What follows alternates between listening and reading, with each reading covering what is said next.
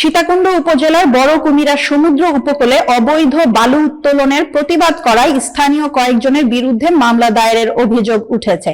এই ঘটনায় ক্ষুব্ধ হয়ে এলাকাবাসী মানববন্ধন কর্মসূচি পালন করেছে।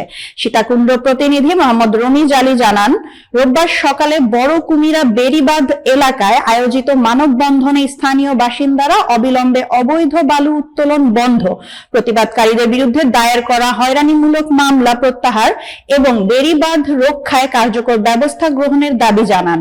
মানববন্ধনে বক্তারা বলেন, একটি প্রভাবশালী চক্র দীর্ঘদিন ধরে সীতাকুণ্ড উপকূলীয় এলাকায় অবৈধভাবে বালু উত্তোলন করে আসছে।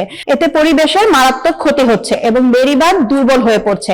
তারা আশঙ্কা প্রকাশ করে বলেন, এভাবে বালু উত্তোলন চলতে থাকলে ভবিষ্যতে বড় ধরনের প্রাকৃতিক দুর্যোগের ঝুঁকি তৈরি হতে পারে। বক্তারা আরো বলেন, অবৈধ বালু উত্তোলনের প্রতিবাদ করায় উল্টো স্থানীয়দের বিরুদ্ধে মামলা দিয়ে হয়রানি করা হচ্ছে, যা অত্যন্ত দুঃখজনক।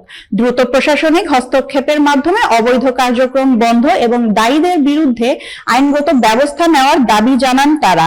মানববন্ধন শেষে এলাকাবাসী হুঁশিয়ারি দিয়ে বলেন, দাবি আদায় না হলে তারা আরো কঠোর আন্দোলনে যেতে বাধ্য হবেন। আমরা প্রতিরোধ করব।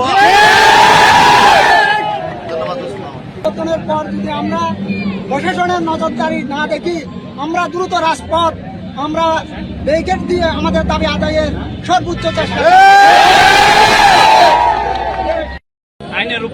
আইনে কি আমাদের সবার সমান অধিকার নাই? আমরা আজকে প্রশ্ন নিয়ে দাঁড়াইছি। আমরা আমাদের সমুদ্র উপকূলে বেড়িবাঁধ ছাড়া বসবাস করছি।